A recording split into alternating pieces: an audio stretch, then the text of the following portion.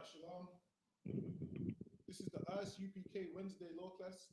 Also remember, check out Commanding General YAHANNA's radio show, which is Monday, 2 a.m. UK time. There's also classes in the States, Tuesday through Friday. There's classes also in the States, Tuesday through Friday. Also, we have classes here, which is Monday, Wednesday, Thursday. So we have classes, the history class Monday, 7 p.m. till 9. We have the law class Wednesday, 7 p.m. till 9. And we have the scripture breakdown class Thursday, 7 p.m. till 9. Also, we have the brotherhood class on Tuesday, which is only online class done by Officer Shamgar. And today we're gonna teach you how children should be raised and how you raise them properly and whatnot. Because what we're seeing is what tons of kids running around with knives and guns who haven't been raised properly, who's been raised to do whatever they want, well, who haven't been raised at all. And what they think they're doing is they join gangs and think that's the way forward. They think joining a gang and fighting over Handsworth and Newtown is the way forward, and so forth. So we're going to start in the book of Romans, chapter 15. So the book of Romans, chapter 15, and verse 4 says, "For whatsoever things were written aforetime were written for our learning." So these wise words you see in the Bible, the wisdom of Solomon and so forth, the Proverbs, the Ecclesiastes, all this Bible, which was written aforetime, was written for our learning. That's right. So you're supposed to read how you're supposed to raise your kids, how you discipline them, what you do, what you don't do. So you do those things. You do those things. Well, you read those things, and then you learn from it. And then you learn, all right, then, well, the Bible says I should raise my kids this way. The Bible says even if my children cry for stuff, I'm not meant to baby them. Because what happens? Babies become adults. Babies become adults, and what do? Still cry for stuff, still throw their toys out the pram. They're not used to the word no. So you have to teach them from young that the word no exists. That's right. That they can't have everything that they want. Because if you leave it up for it to a child will do what? Scream and cry, throw their toys on the floor, scream and cry. And then what you have now is, when it comes up to things like Valentine's Day, women scream and cry, man. If you tell them we're not celebrating it. Why? Because they ain't never been told from when they was younger, man. They ain't learned. No. And this is why most relationships fail. Why? Based on, just imagine, based on how you raise your kids, is the reason why as they get older, relationships fail and whatnot. Because they're used to getting their way the whole time. Now, if you give your daughter her way the way every single time, and then she gets of age and she gets a partner, as soon as he says, I'm not giving you this money to go and do this, I'm not giving you this to go and do that, what's she gonna do? Throw her toys out the pram, man. Why? Because she's used to getting her way the whole time. Same like if you give your sons their own way all the time, what's gonna happen? They're gonna grow up and they're gonna see someone with something and they're gonna believe I'm within my right to take it off them, man. They're gonna see this man's got a gold chain and be like, damn, I'm within my right to take it off him. That's right. And that's how it goes, man. If we raise our kids the right way and instill it in their mind that being a thief's wrong, being a criminal's wrong, celebrating Christmas and all these things is wrong. If we raise them that way, then guess what? When they get older, it will be in their inward parts, man. Like the Bible says, they would have it in their inward parts, man, where they would just know I can't do that because it's wrong. My father always taught me don't do this. My mother always taught me don't do this. But now this is a society where parents don't even raise the children. Like now the children do whatever they want to do, or they leave it to the school system. So now the children go to school for 6 hours. Well, they did go to school for 6 hours a day. And then after that, you've got no time to teach them anything. Why? Because you're tired from your slavery. They come home, they have their dinner, they go to bed. Now you only see them on the weekends or whatnot. But we're going to read that again. It says, "For whatsoever things were written aforetime were written for our learning, that we through patience and comfort of the scriptures might have hope." And these scriptures give us hope, man. Like in a dark, cold world, man. In a dark, cold, cruel world, man. This Bible teaches us how to raise our kids, though we in these dark times, man.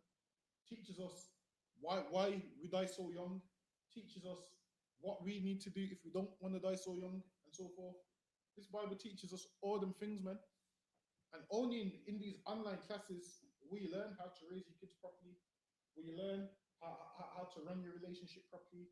Will you learn how to run your house properly? Outside of here, you ain't gonna have the proper understanding. Why? Because this earth is run by the oppressor, man. And the oppressor teaches you that kids can have whatever they want. The oppressor teaches you that in nurseries, if your son puts on a dress, they ain't got the right to tell them take it off because they're finding themselves. This is the thing, kids don't know anything, man. So you need to teach your kids, this is for boys, this is for girls. So they know growing up, all right then, those is for girls, these is for boys.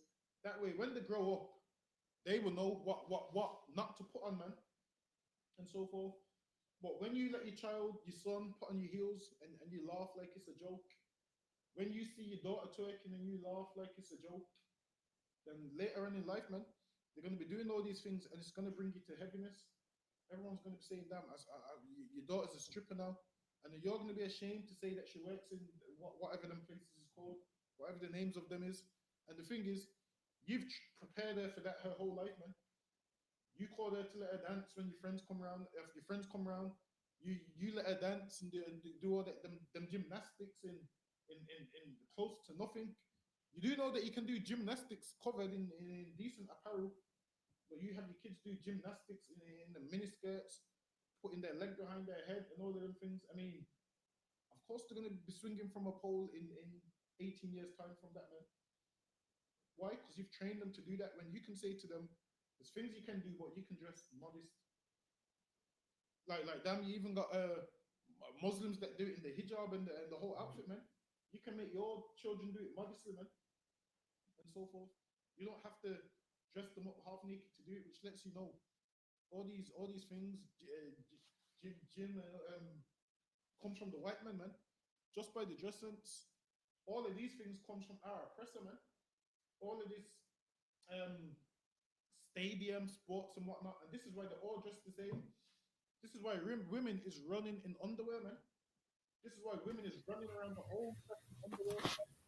Feeling jogging bottoms, man. They even call them jogging bottoms for a reason, man. Because you're meant to jogging them for what? Our oppressors have long hair. Shalom, Yahweh Shem Shemukata. So like I said, I can't hear you, you know. Microphone, I think. What about now? Can you hear me? A little bit better. Is it still low? Yeah, can't. 1 second, I'm going to swap the mics real quick. Can't, no, sir.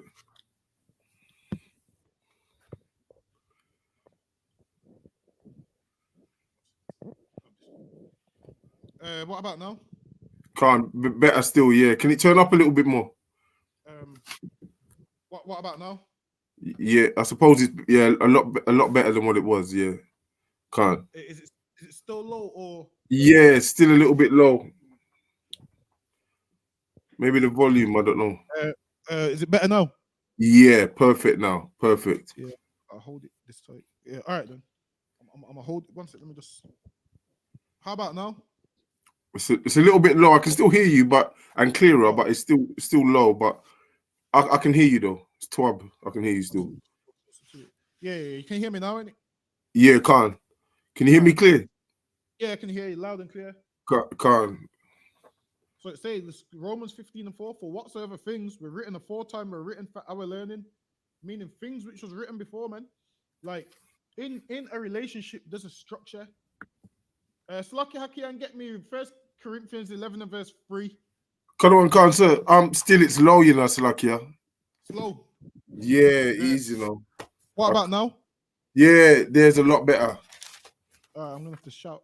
All right, no, sir, I'm gonna have to shout into it. Is it all right now? It's still low. It's still can't the volume turn up at the mains or 1 second. What about now? Yeah, that's perfect. That's perfect. Yeah, I'm gonna have to hold it. I'm gonna have to hold it here. No, sir. Can't. So, lucky. So, what was that? The 1 Corinthians, sir. 1 Corinthians chapter 11 and verse 3. 1 Corinthians 11, 3.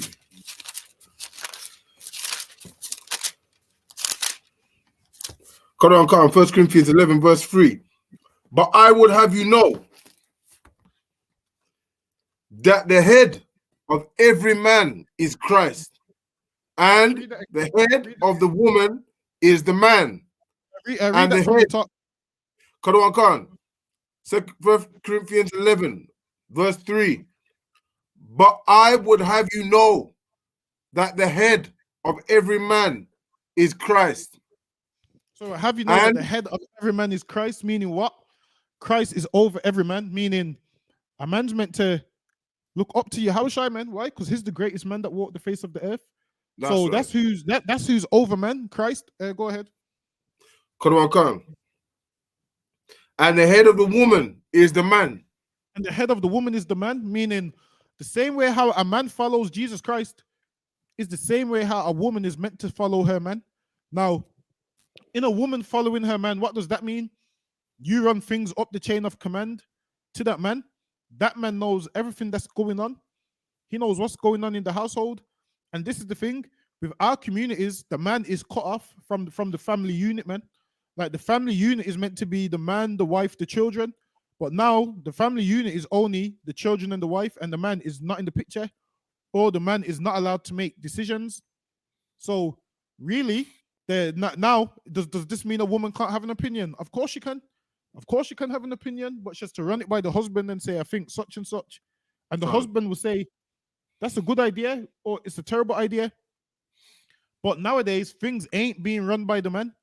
Nowadays, the family unit's been broken apart, and a man ain't got a say in what his children do or don't do. So really, you got kids, they're your kids, but they're not your kids. Why? Because you ain't got no say, man. Right. Like they're your kids. Why? Because they came out of your rod, but based on how they're living, they're not your kids because you've got no say, you've got no input. You can't decide my child ain't going church on Sunday. You can't listen. You couldn't even say to a woman, "I'm taking my son on holiday." She wouldn't listen. She ain't gonna give you that passport, man. Whereas when she wants to do anything, she doesn't need to ask your permission. Your permission doesn't need to be asked. But everything you want to do, you have to ask her permission.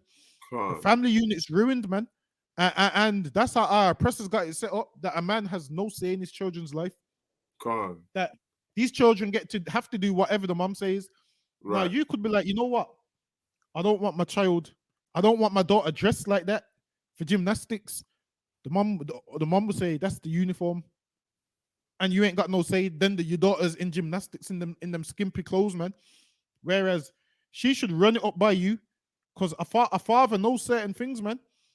A father knows how hoes are made, man. A father knows that a hoe don't just fall out the sky one day. It starts from the upbringing, man. It starts from being raised incorrect, and so like every father's trying to prevent their daughter from being that. Go ahead.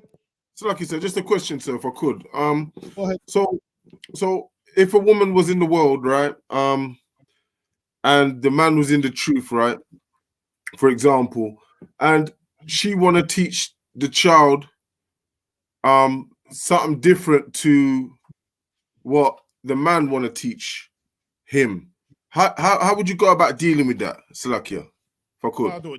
The way you deal with that is let the mom teach them whatever they want, because she's going to do it anyway. But when that child's around you, you teach them the truth, man. You teach that child Christmas is garbage. You teach that child Santa Claus ain't real. You teach that child the Tooth Fairy ain't real. You teach that child real life. You take that child outside and put that child on your shoulders and say, this is real life, man. This is what we're living. This is real life. You see them drug addicts down there. You see those people there. We're in that condition. Why? Because of this Christian church, man. Because of this religion that your mother wants you to follow. You teach them that, man. And what will happen is, as your child gets older, your child would start to see the BS that mom's teaching it. Your child would start to see Christmas is garbage, Easter's garbage, and then they're gonna be, I remember my dad told me about these things. They're gonna see certain things that's gonna remind them of you, and they're gonna remember, you know what? My dad told me these things, because you're gonna tell them all these holidays that your mother's celebrating, she hates her family, man. You're gonna teach them that Christmas, they make it like it's all love, but really they all hate each other. And then your child's gonna grow up, and your child's gonna be sitting there one day, and your child's gonna hear your mom talking about how she hates her auntie, how she hates her own mom, how she hates her brother, and your child's gonna be like, you know what? my dad told me that's what Christmas was about. And then Can't. as they get older, they start to get wiser, and then they're gonna realize Can't. everything you were saying was true, and that's how it Can't. usually goes. So Can't. you don't even need to sweat it too much. Just let them Can't. teach whatever garbage they're gonna teach them, and then you just tell them the truth, and then Can't. eventually the truth will come through, and that child will come of age where they're old enough to make their own decisions. Like how one time we celebrated Christmas until you get a bit older, and then you realize it's garbage. You realize Can't. everybody really hates each other and so forth. And the children will see that because we was Can't. children. One day we was children where Christmas was fun, you get presents. Until one day you realize this nonsense ain't fun.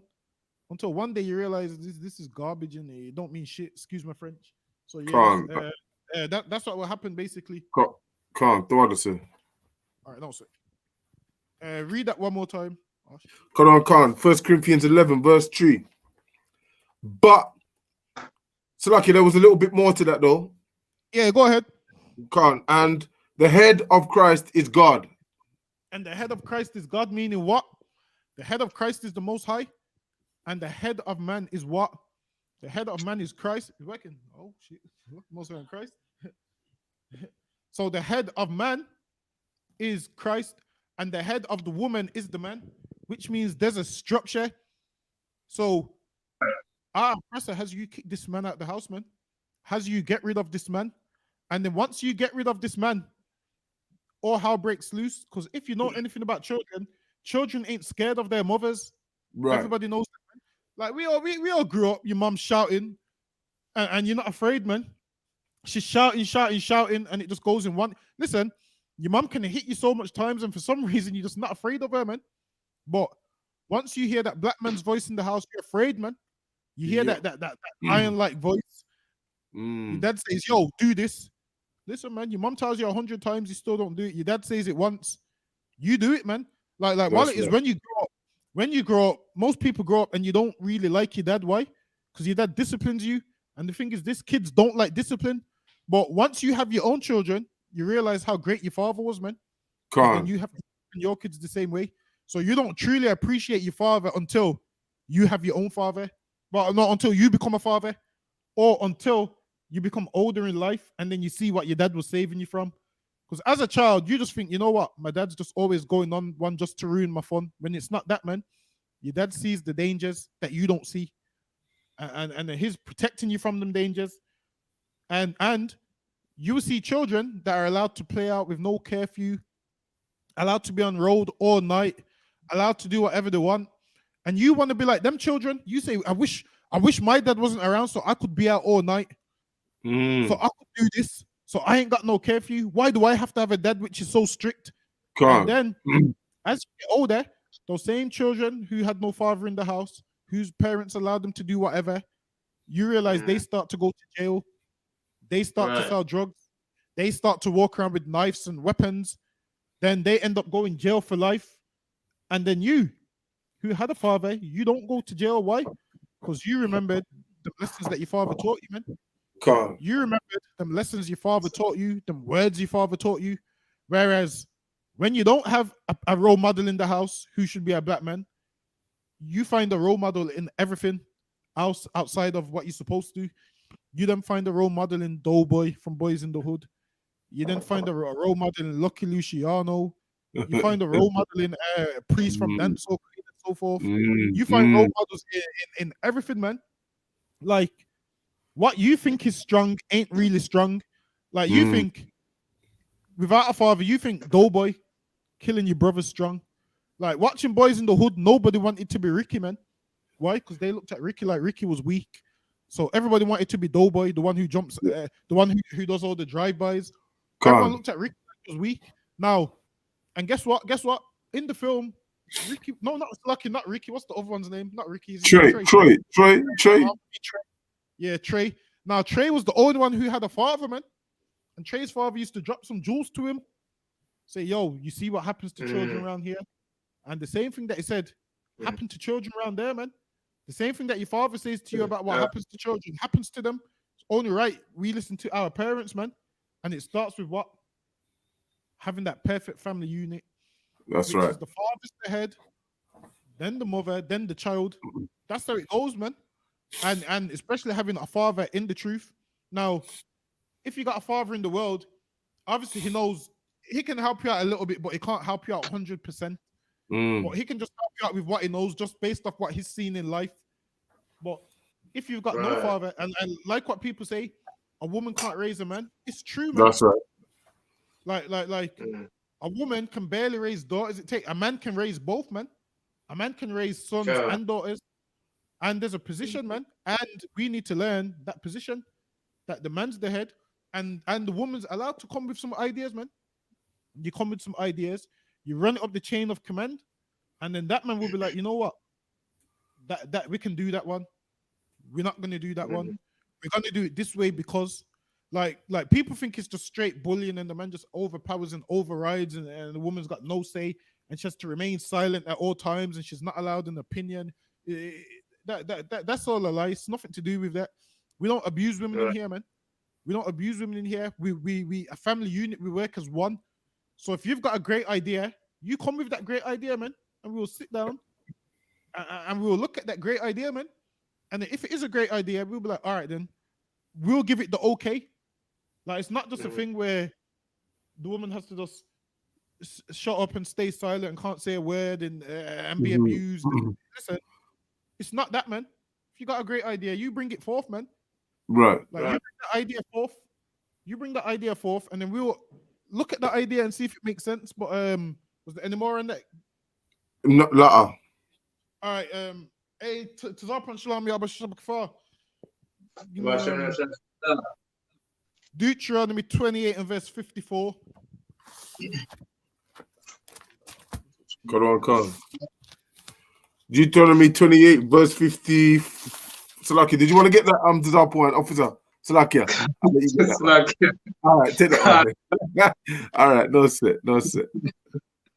Good. All right. Deuteronomy chapter 28, verse 54. So that the man that is tender among you and very delicate. Meaning a man that would what? Was tender and delicate, meaning this man wouldn't harm his brother, man. This man wouldn't harm his wife. This man wouldn't go do drive-bys. This man wouldn't go do drive-bys around the neighborhood and think it's funny and so forth. This man wouldn't rob and harm his brother because we had this knowledge that we're brothers. Like we had this knowledge. You see, like how you look at your own physical brother. This is how we used to look at every brother. Like he's a brother like me. That's right. And that's what's missing in the black community today, man. That's what's lacking in the black community. Go ahead. God. Tender among you and very delicate, his eye shall be evil towards his brother towards the wife, towards his brother. So it says his eye shall be evil towards his brother, man. And that's how we've become to one another. We've become evil towards one another, like we see each other and we can't stand each other. Straight away, we see each other, it's on. I'm in my car, you're in my car. We just look over at each other. You drop the window, what you're looking at. I drop my window, what you're looking at. You're telling me to pull over, I'm telling you to pull over. Bearing in mind, we're both on a journey somewhere. We've never seen each other in our life. We're on a journey somewhere, but we're willing to delay that journey because we hate each other that much, man. We're willing to take our seatbelt off, take the keys out of the engine, pull over and go to war over just someone looking at someone, man. Whereas once upon a time, you would look at a bro, like once upon a time, you would be somewhere and you would see a black man like yourself. Like Rastafarians used to have this kind of brotherhood towards each other where even if they don't know each other, they would see each other, but they know they're both Rastas, they would nod. Like they would see this black man's like me, let me nod my head. They had the understanding, they've never met each other in their life, but there's something about made them realize we're the same. Now imagine if we looked at every black man as we're the same and we seen each other. Imagine us nodding our head at each other, like we don't even need to say no words. You just nod your head, and that means you're good. Everything's all right. That's it, man. They don't even say a word. They just nod their head and keep it moving. Whereas now we hate each other so much that I start grabbing my waist, saying that I got a knife on my waist. You're grabbing your waist, telling me you've got your knife, and we're ready to stab each other. Bearing in mind, I didn't know that you existed less than 30 seconds ago, man. You know the hatred that we have for each other. But go ahead. So like yourself, I could. Go ahead. And it's like, you know, every other nation has got that naturally inbuilt to love their own people, you know. And I think the scripture talks about even animals care for their own, look after their own. You know what I mean? But it's like due to these curses, you know, we're the only, and we stick out like a sore thumb, you know, to the rest of the world. You know, we're just killing each other for nothing. You know what I mean? And there's the curses. You know what I mean? Curses are doing that. That's lucky. And when you look at it now, white people walk past each other all the time, and they don't ever have no problems, man. Never. Never, ever. Romanians walk past each other, they don't have no problems. Only we have a problem when we walk past the next black man. And the sad thing is that how low we fell is that a black man can walk around with his chain. You see 10 white people and you're not afraid. You just have your chain. When you see your own people, you have to thinking, do I tuck it in because they might take it? That's how evil we become to each other. When really, I'm supposed to see another black man and feel safe. Like, yo, my brother's here. I'm supposed to feel safe like my brother's here. But we ain't. We've lost that love in the black community. Go ahead. Shalom Khan, his eyes shall be evil towards his brother and towards the wife of his bosom. And his eyes shall be evil towards the wife of his bosom, man. Meaning what? This woman, man, who lies in your arms at night and whatnot. This woman that you've had sex with. Now we're evil towards each other. Child support, or you're beating her up. You're beating her up every other day. She's putting you on child support. You're trying to stab each other in the house. She's coming up to your job, shouting at your job, getting you the sack. You're going to her job, pulling her out the office by her hair. We've become evil towards each other, man. When the Lord gave us the proper tools to have a family unit, man. Have a proper family unit, man.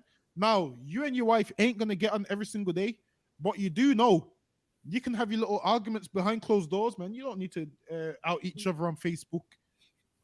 You don't need to put all of his business on Facebook, all of her business on Facebook. You can have your arguments discreetly, man. Like, you don't need to put it all on Facebook. What is it called? Airing out your dirty laundry. You don't need to put your dirty laundry on Facebook to where a stranger like me sitting down reading the comments, watching, like, ooh, she said he done this. Ooh, listen, I ain't supposed to know none of that, man.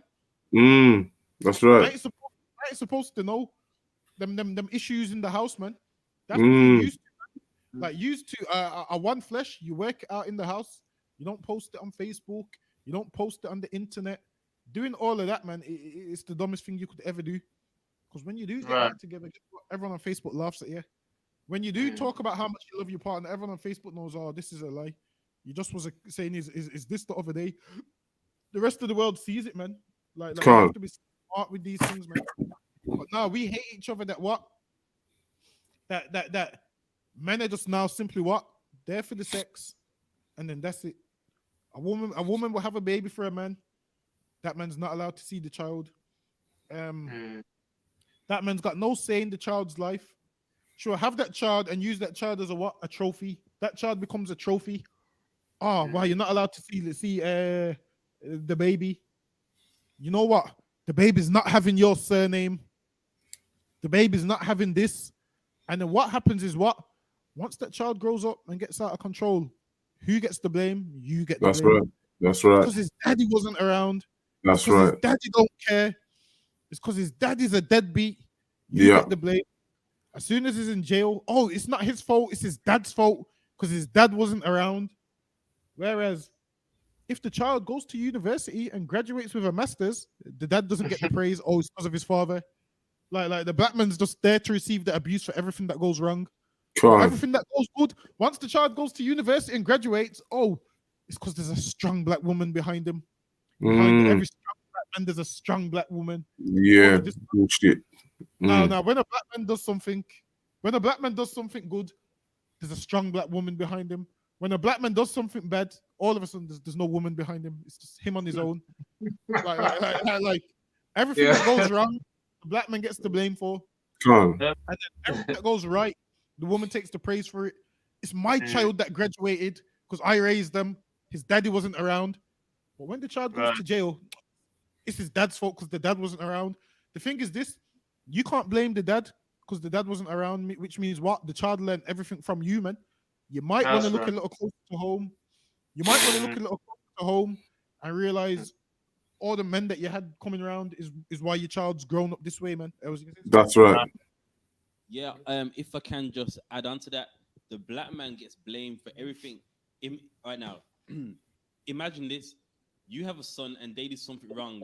If you beat that son, leave him alone. You know what I mean? And then now, if you do leave him alone, then you know what I mean? You're not laying down any law. Right. And then when they get locked up, it's so now you can't lay down the law.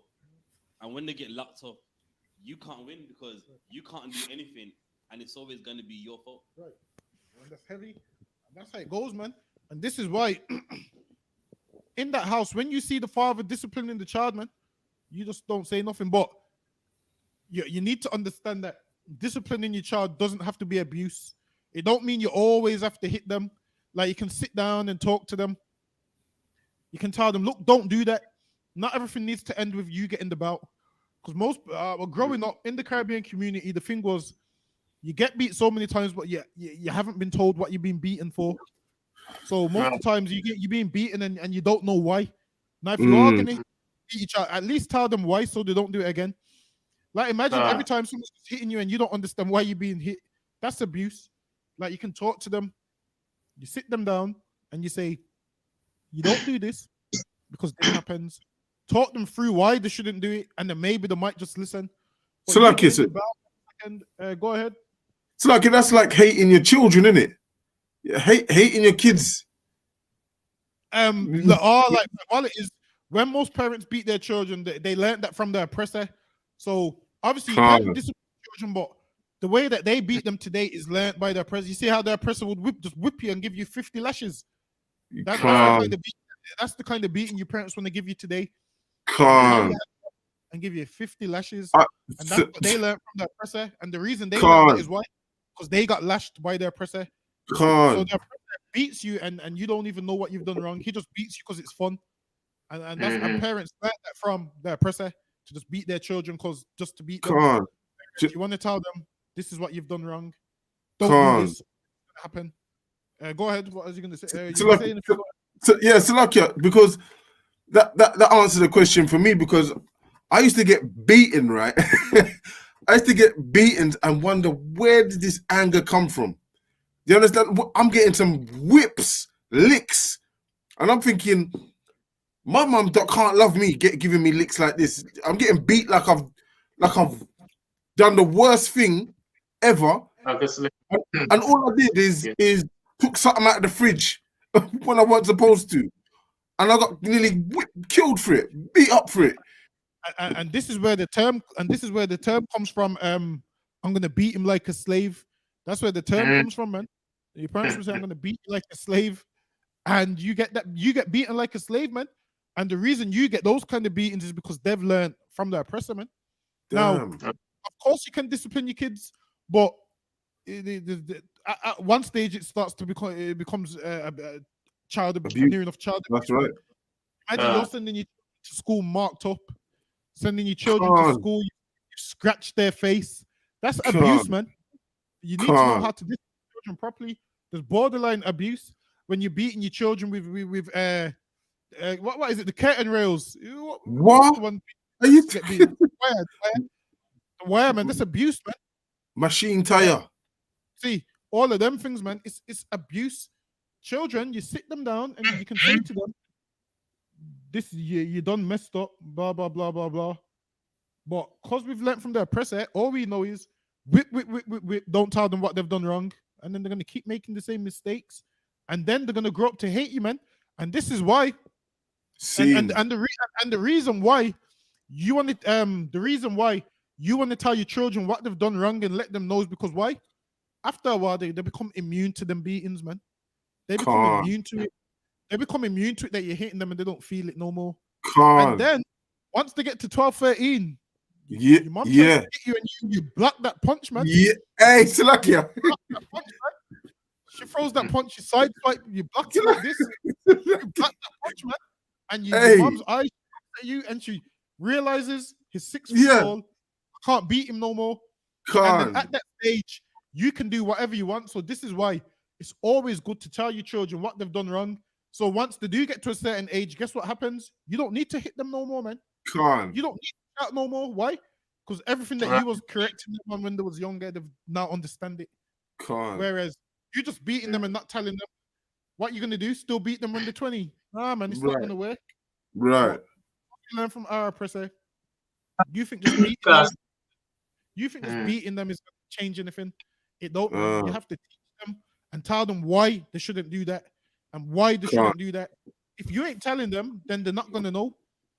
Like you need to give them the instructions. Like, don't do this because this will happen. Teach your daughters.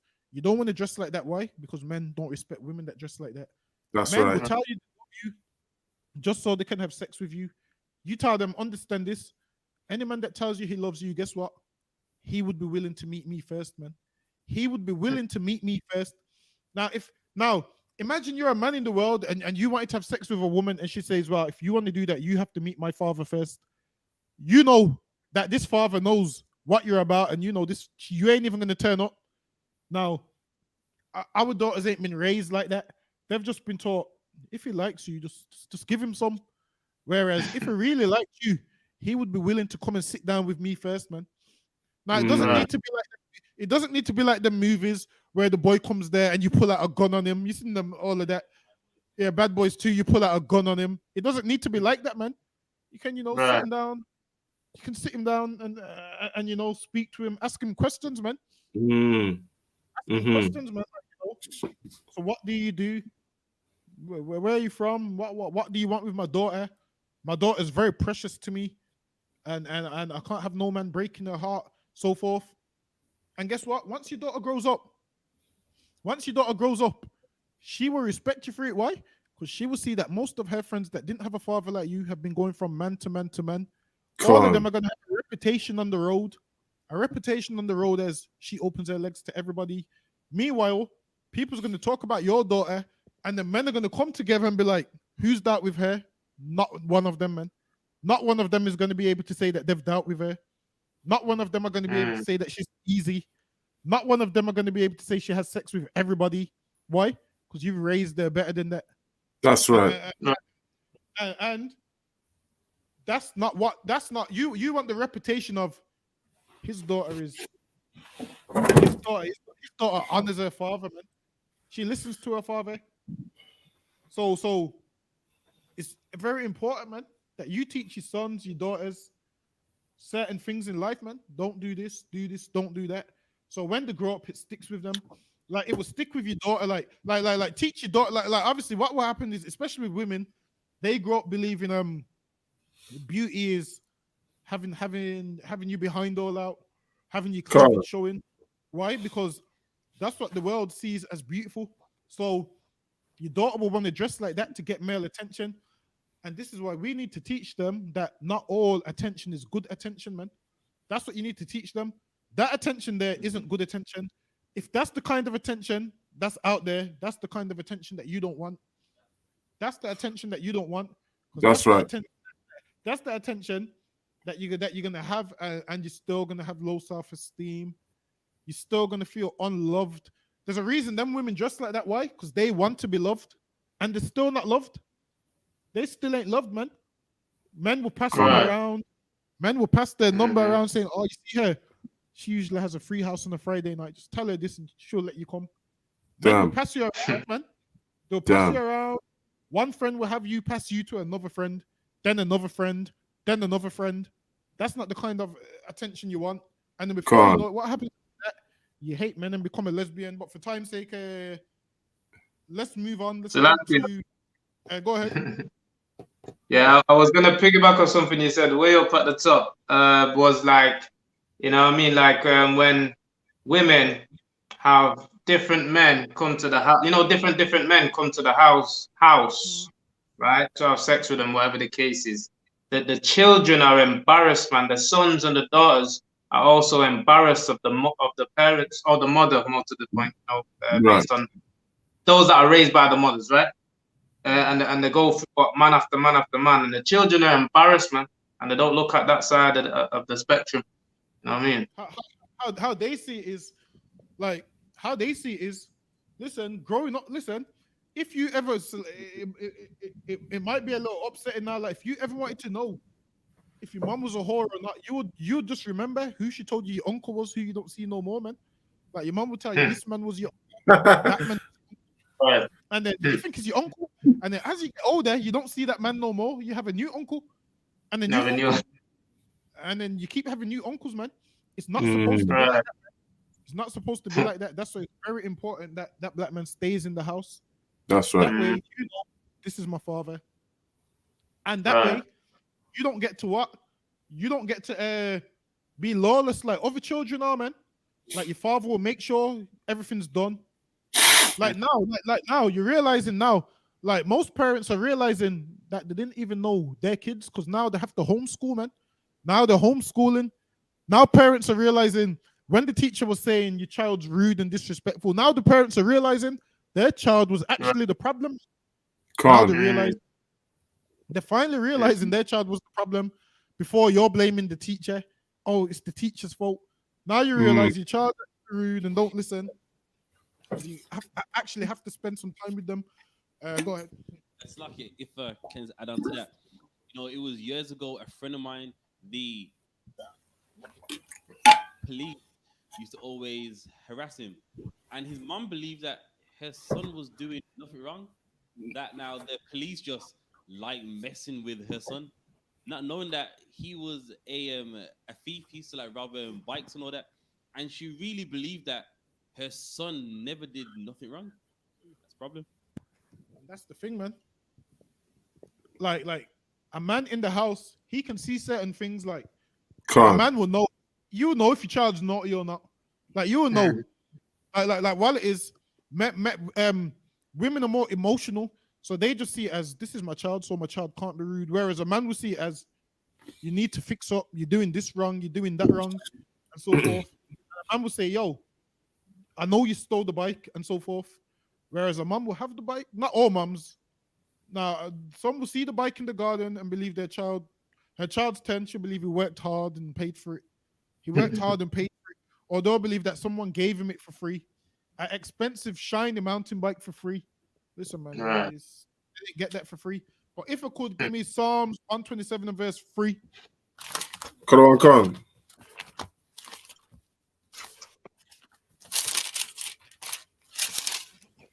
Also, any questions, just type them in. Psalms 127, verse 3 was that, sir? Yeah, go ahead. Lo, children are an heritage of the Lord. Meaning children come from the Lord, man. Children come from the Lord. The Lord allows you to get pregnant. Why? Because you could be barren, man. Imagine all our women that's got the ability to get pregnant, they don't want to have babies, man. Now, if you don't want a baby, that's fine. That's fine. You don't have to. Not everybody wants children. But basically, read that again. It says children are the Lord, meaning there's women out there that want babies who are barren, and then there's women that can have babies who just get rid of them straight away because they don't want them. Whereas there's women out there who actually pray, the Lord opens their womb and so forth. Go ahead. And the fruit of the womb is his reward. The fruit of the womb is his reward, meaning the Lord allows you to what? A man to have sex with you. You get pregnant. The sperm goes up at the fallopian tube. Is that when it goes up? The sperm goes up. I don't even know the scientific. I'm sure it is. Then a woman gets pregnant. The sperm meets the egg. She gets pregnant and has babies, man. Like all of this, the birds and the bees stories. Obviously, everyone teaches it. Is that the story that they teach you as a child? Because children always ask, where do babies come from? Obviously, when they're really young, you can say the birds and the bees story. But eventually, you have to have that conversation with children about sex. Why? Because then what will happen is one day they're gonna get pregnant or whatnot. Like you're seeing young girls getting pregnant now. Young girls like what, 15, 16, who didn't even know they could get pregnant. Why? Because they ain't been taught. So eventually they become of age where you have to teach them. And you know what? Then again, saying that, you should be able to teach them at any age. You know why? The reason why I say you should be able to teach them at any age is because why? The white man's in school teaching them about the LGBT community, man. He's teaching them from 3 years old that two men are allowed to have sex. that two women are allowed to have sex. He's teaching them this from free, which means Right. we should be able to. I would teach our children these things from the young as well, so it stays Right. with them. Because what Esau understands is that our generation, we've been around from a generation where homosexuality was wrong. So he's done Right. trying to sell it to us. He's done trying to sell it to us. So what he does now is, what does he do now? He teaches it to the children who's none the wiser. So when they grow up, it will just be normal that two men must be together. It will just be normal. Okay. Whereas to us, it's not normal, because why? We've always been taught it's wrong. So we're too far gone now. He knows he can't teach us that. So now he's targeting the children. So in his Right. mind, it's in his mind. It's like, you know what? Let's focus on the younger generations, because they were what they were warm to it, and then once they become 10 and they see two men holding hands, they're not going to say E, because they've been taught it their whole life. Whereas if we see two men holding hands, we're going to say E. Look at them. Now, children who's been taught this from kids, that it's right for two men to be together, they ain't going to say E. Why? Because it's normal to them. Whereas if you go back to our grandparents' generation, for any of them to marry outside of their race, it was looked down upon, man. It was looked down upon. You speak to an East Indian and ask them, are your grandparents racist? To say, tell me honestly, and they're going to say, yes, my grandparents are racist. And this is why old Caucasian people who's over the age of 40, 50, 60, they're all racist, man. They hate black people and everybody else. They hate black people, they hate East Indians, they hate everybody. Why? Because they're coming from an era where there was only around their own people. So now, if you speak to the younger generation, who's about our age and whatnot, what would they say? They would say, because they've grew up around every other race, they would say, you can fall in love with whoever you want. Whereas our grandparents' race understood they couldn't fall in love with whoever they want. The Chinese understood they couldn't fall in love with whoever they wanted. But now, how we live, everybody goes to the same schools, the schools are mixed. And this is why everybody coming together creates problems, man. Because if we had strictly black and Hispanic schools, we would understand we can only marry inside of our race, man. Business, we only employing our own people. But go ahead. Cancer. And also the teachers at the schools, sometimes they're against our children. You know what I mean? Them white teachers there, how they treat our kids and separate our kids from the rest of the school, because sometimes sometimes it might not even be our children. Would you agree with that? So I can say that one more time. So would you agree with sometimes that it wouldn't be just our children, it's the teachers as well? Because the teachers are racist towards our kids. I was growing up in a school where I was the only black guy in the school. 100%. Now, in schools, what you will have is teachers that work in the schools that our children go, they don't care about our children's education. So what you will have is, and this is why they allow our black children to be the class clown. They allow you to be, because why? The teacher knows something that you don't know. The teacher knows that it's a hard world out there, and they want black people to fail. So they won't ever correct you. They won't ever correct you. They will do what? Let you be a class clown all day. And the only time they care is when you're affecting the other students' education, the students that they actually like. They only care when that. But with black and Hispanic children, our parents need to play a better role in it. Like, come to the school and ask the teacher questions. What's my child's education like? Where's my child in terms of their work? Is my child disruptive? Is my child this? Come and speak to the teacher. Because if you don't, the teacher won't hardly say anything to you. They'll just let your child do whatever. Like if your child goes to isolation, phone the school and ask why. Why is my child in isolation? If your child gets a detention, ask why. Why is my child got a detention? And then you speak to your child and you be like, truthfully, is this what happened? If your child says no, the teacher's lying, you then go to the school, raise concern. But our parents don't show much concern. That's right. He gets suspended from school, our parents don't question it. If my child gets suspended from school, I'm bringing my child in his uniform to the school, to the headmaster. I'm going to say, what did he do? I'm going to say, if my child's messing about, you phone me straight away. And then once you say that, guess what happens? Your child knows I can't mess around in school because I've got a strict father. who's going to discipline me if I'm in the wrong. Now, if the teacher's in the wrong, you go chastise the teacher, man. That's and right. make sure you go chastise the teacher, because sometimes these teachers lie and ruin your children's education. That's right. Right. Teach your children not to play into it. Like, teach your children that what they need to do is go there, get their good grades, and so forth. And in the I.S.U.P.K, there's plenty of graduates, man. Once they come in this school, they understand I need to fix up. I need to do things better now. Why? They understand that this white man's the devil. Excuse me, this white man's the devil, man. They understand that. They understand that our oppressor's the devil. So they know what they need to go get their grades. And this saying alone should let you know that our oppressor's the devil. You've heard it all from your parents and your grandparents. Because we're black, we have to work twice as hard, which should let you know that our oppressor is the devil. Right. Now you work twice as hard is because he's the devil, man. Which lets you know that there's no such thing as equality. That's why you have to work twice as hard. And these teachers, they know that you're ruining your own education. So they will leave you, because guess what? They know you're going to fail your GCSEs. You're going to end up going to Handsworth College where you're not going to stick to it. And then you're going to drop out. And then you're not going to be able to get a job. And then you're going to have to sell drugs. So they let you be the class clown.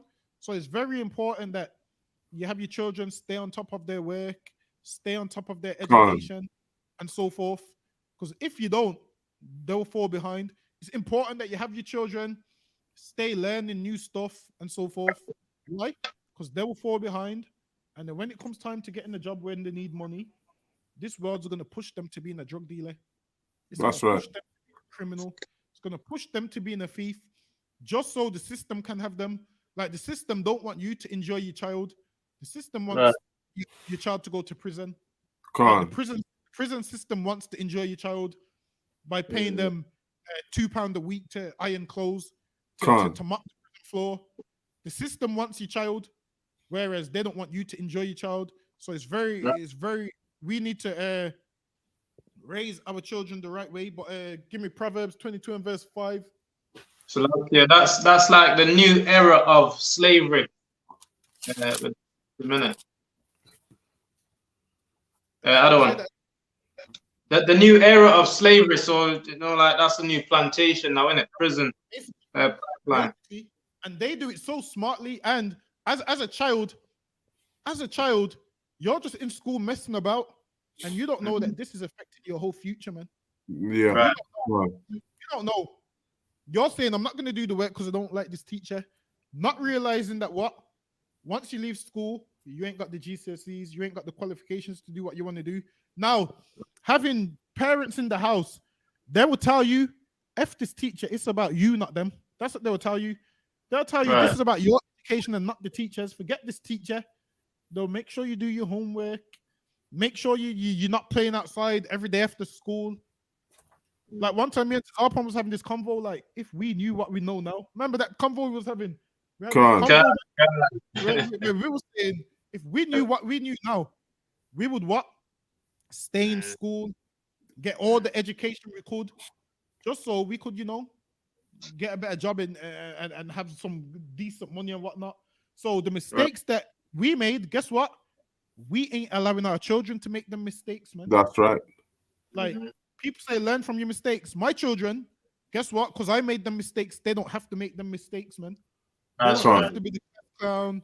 They don't have to be suspended. They don't have to get arrested. They don't have to be drug dealers. Because why? They've learned from the mistakes that we've made, man. That they don't have to do none of them. But give me Proverbs chapter 22 and verse 5. 22 and 5 also.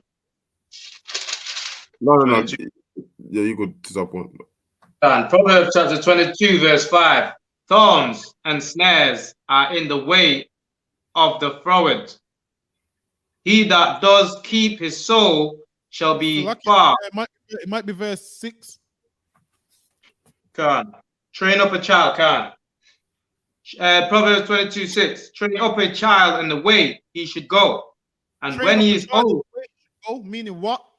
You raise them the way they should go, meaning you don't want your daughter to be a whore. You raise her not to be a whore, man. You raise her on whores don't respect themselves. They're disgusting. You put that in them, man. That whores don't respect themselves. You teach your daughter you want respect. This is how you get respect. You want to know what real love is. This is how you go about it. You teach them that these whores think they're in love, but these whores ain't in love, man. That's right. What they think is love. That ain't love, man. You teach them these things. Teach them it, man. And when you teach them it properly, man. You lay it down. Let them know how horrible that is, man. So they won't want to do it, man. So they will see them and feel ashamed. Like, I could never do that. My father taught me that's a shameful thing to do. My mother taught me that's a shameful thing to do. Raise them that way. Raise your son like you're going to be a man. You ain't going to be putting on women's underwear. You ain't going to be painting your nails and putting on your mom's high heels. And another thing that happens when there's no man in the house, guess what happens? Your son sees you painting your nails and painting your toes. And one day your son will pick up the nail varnish, man, and go to pull it on his nails and go to pull it on his toes. Why? Because he's in the house around women for the whole day. And then you will walk in heels, and then your son will be like, oh, he'll put on your heels and try to walk in your heels. And then what you will find is most women will see that and be like, that's so funny. Look at my son in my shoes. Until one day, your sons are full-on homosexual, man. Until one day, your sons are full-on transsexual, man. And then you're going to cry, oh my God, my son's a homosexual. Listen, you made him put on them heels, man. Whereas man in the house, your child wants to be like his father, man. Now, once you're in the house, what do your children say? I want to be like daddy when I'm older. That's what your sons say, man. Why? Sons understand they should follow in your footsteps. So based on what you're doing, your sons will see and want to do the same thing. But if there's no man in the house and you're a sister that's dissing men all day, your child's not going to want to be a man. Imagine you're dissing men all day. Your child's thinking, well, I'm a man, and my mom talks about how much she hates men. This is one that you hear as well. I'm raising my son to be a king. Listen, man. When women say that, they're raising their son to be some pushover for women, man. This is what they're doing. The kind of man that they think they want, they're trying to raise their son to be that man. Like, you see how they want a man that's a pushover, a man that bends over backwards and does everything they say and bows down to them. They're raising their son to be that man, not realizing they're ruining their son's life, man. Based off what they're ruining their son's life. They're not training their son to be a man. They're training their son to be a waste man. They're training their son to be everything that they think a man is. They're training their son to see a woman and bow down to her and worship her. That's what they're training their son to be. Like, they couldn't find a man that done that for them, so they have to make their son be that man. All of this, I'm raising my son to be a prince. I'm raising my son to be a king. You're raising your son to be the pushover that you wanted that you couldn't get, man. That's right. You're ruining your son's life and you don't even know it, man. So lucky. Go ahead. I'm so lucky. One more quick thing. I'm raising my son to be a gentleman, all because you wanted a gentleman. You're raising your son to be something that you believe that you should have got, not realizing you're raising your son to be a sissy, man. You're raising your son to be a weak coward, man. Go ahead. Was you gonna say something? Go ahead. I think Tizapa one. You was gonna say something first. Tizapa one. To lucky. Go ahead. Go ahead. Yeah, Khan. That's when you said about the women raising the kids that way. It brought me back to the Willie Lynch syndrome, like it been implanted in our people, where the children are raised up with the mother, right? They're taking the father role model away, like you said, and the son, all he sees is the woman painting the nails, the woman doing her hair certain ways, and it was a Willie Lynch thing to grow the children up as big and strong, but to have mannerisms like a woman. Salakia, you see what I'm going for? I see what you say. And Salakia, if I could also, There's some women that are excellent mothers, man. So there's some women that are excellent mothers, man. Some women that are great mothers that do what they're supposed to do. Right. Some women that are great mothers, because some people probably watching this thinking they're making out like there's no good mother. Listen, there's some excellent mothers out there, man. Do a great job, raise them kids the right way, and so forth. There's some sisters out there who's an excellent wife, man, who honors her husband, excellent sisters. And then there's some bitches, excuse my French, man. There's some bitches out there who just to piss you off, excuse my French, will put your son in a dress, man. Just to get on the wrong side of you. Like just to get on the wrong side of you. They will cut your son's hair if you wanted him to grow it or whatever. Like if you wanted your son to do a certain thing, just because they hate you, they will take it out on the child. Things like that. There's some women out there like that. Just to hate you, just because they hate you, they do certain things to the children, or they don't like the children because they don't like you, so forth. Drop that. Give me Mark chapter 3 and verse 27. Tazapon, was you gonna say something? Okay, I was gonna train up a child, but yeah, that's it. No, that's it. All right, no, sir. Come on, Mark 3:27, Slakia. No man can enter into a strong man's house. No man can what? No man can enter into a strong man's house. It says no man can enter into a strong man's house. Why? Because that man's strong, man. You can't enter in his house. Why? Because he's in control of that house. Like, if a man's in the house, man, you can't try teach his kids some homosexuality. If a man's in the house, no Jehovah's Witness man can come down talking about, can come in and sit down and teach your wife. He can't do that, man. Why? Because you're in the house. If you're in the house, pastor can't come around talking about Bible study. Why? Because you're in the house, man, and so forth. This is a strong man's house. Now, let me let you in on another thing else as well. Now, most pedophiles who are family members, they know who to molest and who not to molest, man. If they see that there's a father in that house, they know them children is off limits, man. They know this man will kill me, man. But if they see that it's a single mom, what happens? They befriend the mom to groom the children, man. That's right. Listen, they did a study on it, and they said most of them that get molested is what? Fatherless children, man. Why? Because they know this, and this is why. And you know how you know the proof is? This is why most people that go in children's homes get groomed and molested. Why? Because they ain't got no parents, man. No family, no loved ones. Now, a father in the house, a black man like us, them child molesters, listen, they know they ain't coming close, man. That's right. They know they ain't coming close. Because we a strong man which is in the house, man. We that strong man, read on. Come on, and spoil his goods.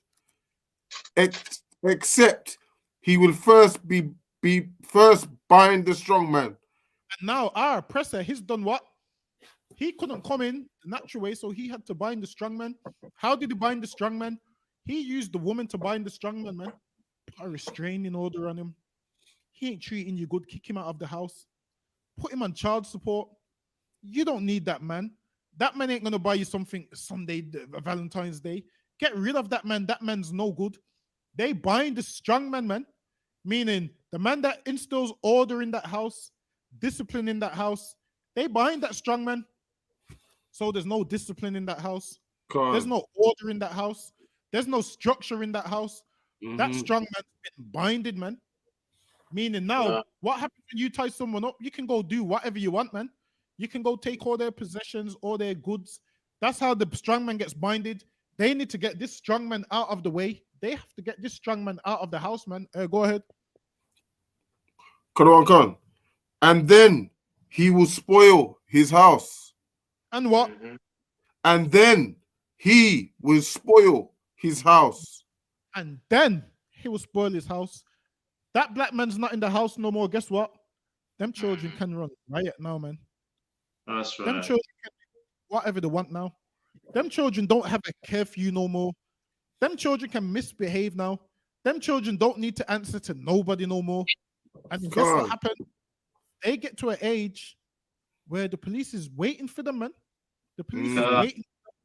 And then they get to 16, 17, they're out there with knives, guns, joining gangs. Just imagine one day, your great granddad was standing next to my great granddad on the Windrush, man. Hmm. And now, me and you are fighting over Handsworth and Newtown. Con. When our great grandparents was on the Windrush together, man. They was on the Windrush side by side, man. Said, you know, we're just gonna come England, get money, and go back. And years down the line, me and you are fighting over Handsworth and Newtown when Handsworth and Newtown don't belong to me and you. You That's do know right. Handsworth was here before we jumped on the Windrush, right? You do know these 6 years before we jumped on the Windrush. Now, when we did come over, we had a few businesses, a few bread factories and whatnot. But what do we have now? Nothing, man. You show me the black shops on Soho Road. Show me them. Show me them. You show me the black shops in Newtown. None. Now, did you know that everything that we fighting over, our oppressor owns it, man? Listen, I'm gonna go one further. There was once upon a time that black people was arguing over which chip shop's better, Lazar's Chippy or Sakib. Remember when people used to do that? And then guess what? There's 2 chip shops. They're over the road from each other. One's called Lazar's Chippy. One's called Sakib. Now the Asians and black people would argue Sakib's better than Lazar's Chippy. Lazar's Chippy is better than Sakib. Guess what? The man who owns Lazar's Chippy also owns Sakib's Chippy. Do you know it's run by the same? It was run by the same person, and this same person had you arguing over both of them. So while you're arguing over both of them, guess what? You're still putting money in his pocket because he owns Sakib and Lazar's Chippy. Meanwhile, we fighting over which one's better, and he owns both of them. Listen, these other nations is smart, man. That was a smart business move on their part. Have you argue over which and whichever one you say is better, it still pays him because he owns both of them. Don't let you know both of them. That's how smart these oppressors are. Meanwhile, we fighting over Handsworth Newtown. They own all the shops. The only shops we do have, food shop, a barber's, hairdressers. That's the only things we own. Meanwhile, they own everything. But the shops that we own, we don't even own the buildings. They own the buildings. Go ahead. So, lucky, sir. Go ahead. If you remember Power, yeah? Like Tariq on Power was exactly how you just said it, you know? Like Ghost was trying to lead the guy into you know, education, and his mum was doing the opposite. You feel me? So like, yeah, just something I brought up. And this is why, like you said, his mum was doing the opposite. Now, in a relationship and whatnot, everything needs to be run up the chain of command, meaning everything goes through that man. That man has the final say. Because why? He's over the woman. He has the final say. He's the savior of the body, so he has the final say of what goes on in the household. Is there any more on? Is there any more on that? Yeah, go ahead. Actually, read that again from the top. Khan. No man can enter into the strong man's house and spoil his goods, except he will first bind the strong man, and then he will spoil his house. In this place, the strong man's been binded, man. The strong man's been binded. You ain't got no say in your children's life. You have to phone her. Can I see my son today? No, you're not seeing him today unless you put some money in my bank account. Can I take my son? Can I have my son overnight? No, you ain't having him overnight. He has to come back home. Or they do it now where you have to go to a center to see your child, man. It gets to the stage where you end up saying, damn, forget this child, man. I ain't doing this no more, man. I ain't following your demands no more, man. It gets to the stage where you say, you know what, forget this. I'm not. Let me just have a child with somebody else, man. Let me just have a child with somebody else because this child is my child, but it's like it's not my child. Imagine you're losing sleep at night, man. And this is why you need to know which kind of woman you're dealing with, man. That's right. You need to know which kind of man you're dealing with. We need to know each other before we start lying down with one another, man. We need to know one another before we lie down with. Like, listen, if I'm getting with a woman, I need to know. This is the question that I need to know. If we had a son and he said he wanted to gay, would you allow him to? I need to know. for peace of Right. mind. And if she's like, yeah, I'll let him, he's allowed to. Okay, that's the end of the conversation, man. That's it. That's the end of the conversation, man. There's nothing more needs to be said. Like you don't want to find out this once you've got a child with her and the child's 3 years old. You don't want to find out this at the age. The child saying, "Mommy, I want to be a girl." You don't want to find out this woman's gonna allow God that. damn. Strong gonna say, a strong woman that's gonna say you're gonna follow after your father, ask your father, go to your father.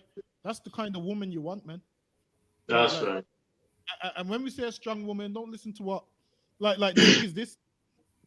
In the world, women say, "Oh, he couldn't deal with me because I'm a strong woman." Listen, he couldn't deal with you because you're rude and disrespectful and you're That's horrible. right.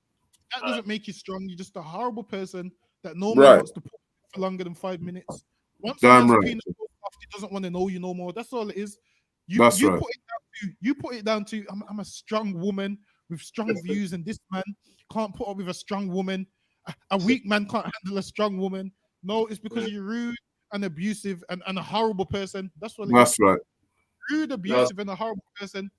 But you think that makes you a strong woman? Like, how does being rude and abusive make you a strong woman? This is the thing. Oppressor makes you think being disrespectful to a man and rude to him and calling out his name makes you a strong woman. So you saying I'm a strong, independent black woman. Right. No, what you're an abusive woman. You're an abusive woman who likes to belittle men, and men don't want to be belittled no more. Men don't want to be belittled no more. That's all it is. But you put it down to I'm a strong woman that men can't deal with. When the truth is, one second. I know you're jumping. You're abusive, you're horrible, you're incompetent, you're a horrible person, you're nasty, you got a filthy mouth, there's nothing nice about you. All you do is put people down. When he's around, spirit feels empty and drained. I mean, why would he want to be around you? But that's you put right. it down, I'm a strong black woman and he's a weak man. No, he's a smart man that doesn't want to be abused. But go ahead. Can't. Then you, like I said, then you see them with a skinny Edomite, right? White man, right? Right. That takes all the abuse, right? Takes all the abuse. One skinny white man is with this black woman, and she's rolling over him. You know what I mean? Big Sally all over him. You know what I mean? Telling him do this, telling him do that. You know what I mean?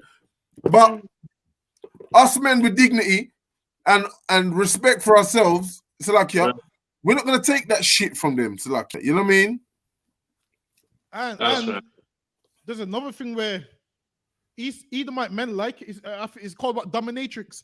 He goes on his knees like a dog and he tells her to kick him in his behind and he'll be squealing. She'll be kicking him and he's squealing. Listen, man, I bet man ain't into all of them weird stuff. But Esau is into them weird fetishes, man. And he'll be squealing like a dog and all of them things. Drop that. Give me Proverbs chapter 19 and verse 18. Yeah, so like I was gonna say that's the Willie Lynch syndrome. What was said before, I can't remember what it is now, but I just remember my point. That's the Willie Lynch syndrome, right? That women wanted to rule over men and all that. Willie Lynch syndrome. You know what I mean?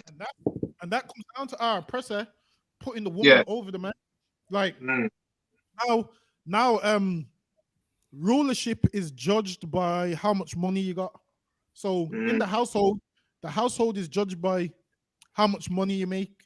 Now, if a woman makes more money than a man, this society teaches her, well, you're the breadwinner. What does he do? Don't listen to him. You make more money than him. When really it doesn't mean that. Money doesn't mean that, man. Money doesn't mean that, man. Like, don't let money cloud your vision. Don't let money ruin the order of your house. That man's in charge, man. Like, it's nothing to do with money. Raising your children and who's in head of the household has nothing to do with money. It comes with the order of the Most High, man. You chose to lay down with that man. That man is now the head of you, man. Like, you chose to have sex with him. that, man. All them screams in the bedroom is you submitting to him, man, letting him know he's in charge, man. Right. Letting him know. I submit to you, man. In the midst of them screams, is you saying, I submit to you, and you now my head, man. That's Come what you're on. saying, man. In the midst of that orgasm, you're saying, you now my head, and I'm gonna listen to you, because this is me submitting to you, man. This is me handing over all power and authority to you, man.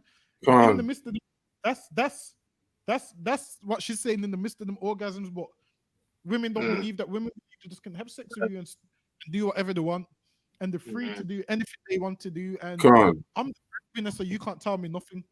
Come I on. make the most. So my decision. Understand this, man. I know people who make tons of money and still make terrible decisions, man. Little Uzi Vert, man, got a diamond in his head. Sounds like a terrible decision to me.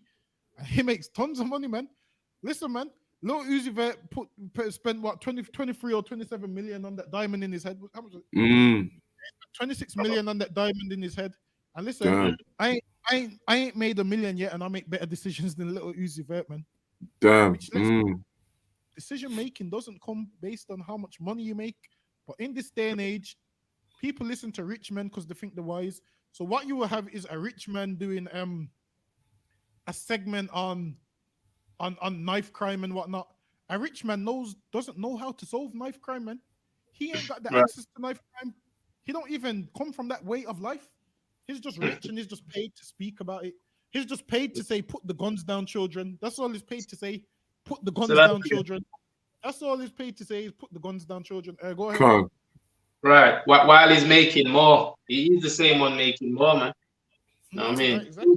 It creates a problem and comes with a solution at the same time. Man. It makes money from both sides. You know what I mean? Exactly. Give me a Proverbs chapter 19 and verse 18. Come on. Proverbs 19 verse 18. Chasten thy son while there is hope. Say, what did he say? Chasten thy son. Oh, you chasten your son when there's hope, meaning there's hope when your child's young, man. Right. You can't wait 18 years and try and chasten this child once they're 18. It's not gonna work, man. Imagine you trying to teach a child once they're 18. They should already know everything by the time they're that age. They should already know, don't do this, don't do that.